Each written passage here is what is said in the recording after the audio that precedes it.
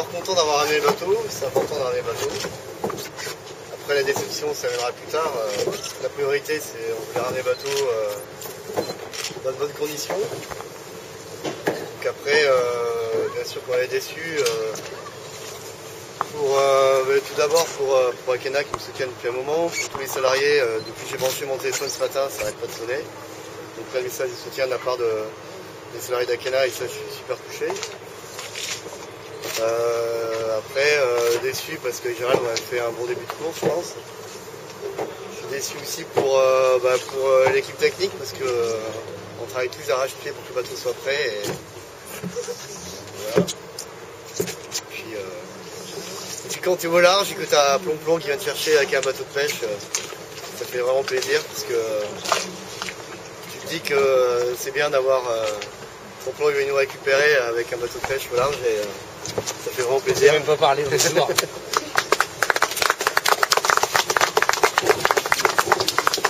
c'est grâce à eux qu'on a pu ramener le bateau et l'Antinirac, un bateau de pêche aussi. Et voilà, après déçu, il y a tellement de déceptions que voilà, mais le principal c'est que il y a une aile cassée au bel oiseau noir et que cette aile on va la réparer cet hiver pour partir le plus belle pour Vendée Globe. Et ça c'est sûr qu'on a tous l'énergie pour, on est tous très motivés et moi plus encore aujourd'hui qu'avant. Puis déçu pour Gérald parce que jamais dans cette aventure et ça dure que 3 jours donc forcément je suis déçu pour Gérald qu'on n'ait pas pu s'exprimer pleinement et je pense qu'on avait de quoi s'exprimer. Après,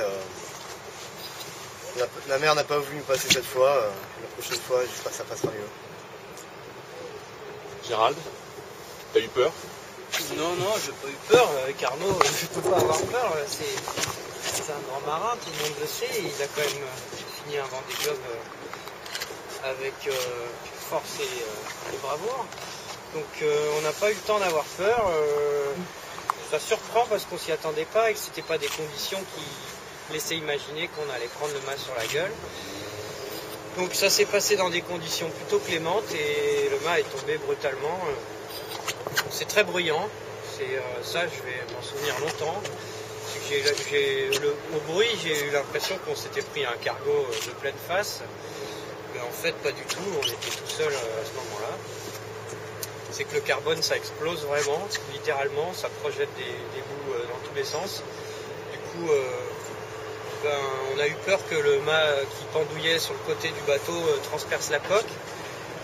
Et là, ça aurait pas été bon pour nous, pour la suite. Donc il a fallu se débarrasser de tout ce qui pendait le plus vite possible. Donc on a coupé, Arnaud à la scie à métaux et moi avec un gros couteau qu'on a à bord là, pour laisser filer une belle somme d'argent et une belle somme d'énergie, donc ça fait mal au cœur de regarder tout ça couler devant nous là en pleine nuit, mais bon, je crois qu'on a agi en bon marin, puisque on n'a pas eu le temps d'avoir peur, on a juste agi, et après, avec ce qui nous restait, on a fait un gréement de fortune. C'est beau quand on voit des photos chez les autres, mais quand on le fait nous-mêmes, c'est pas pareil.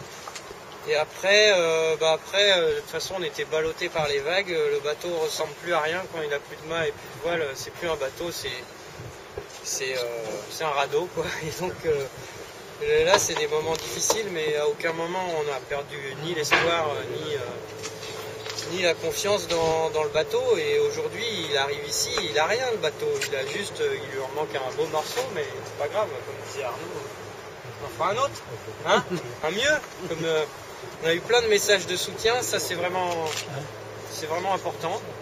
C'est vraiment important de les recevoir, mais c'est vraiment important de le dire, je crois. Des coups de téléphone de nos concurrents, qui sont nos concurrents parfois et nos copains d'autres fois, et là c'était devenu nos copains, qui nous appelaient, et puis aujourd'hui on apprend qu'il y en a plein d'autres qui ont des soucis, dont un a priori qui doit être dans une mauvaise posture, c'est Poujola. Parce que quand on voit ses vitesses, on se dit qu'il est soit plein d'eau, soit dématé, soit les deux. Et enfin, ça aussi, ça nous arrache le cœur. En fait, il n'y a pas que nous, quand on a des soucis. Les autres aussi, ça fait mal de les savoir en difficulté. Ça a renforcé vos liens tous les deux? On n'a jamais eu trop de problèmes de ce côté-là. On arrive à bien s'entendre, à bien s'amuser, même dans la difficulté. mais c'est pour cacher effectivement la déception. On fait les clowns, mais bien sûr que ça fait mal. C'est un an de travail. En ce qui me concerne, et plusieurs années pour Arnaud, c'est une course qui a lieu que tous les 2 ans. Et effectivement, on avait l'impression d'être dans le coup et en tout cas de pouvoir se battre, quoi. Voilà, c'est comme ça. En tout cas, merci d'être venu, quand même. Bravo.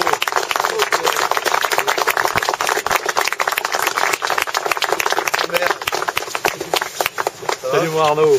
On irait des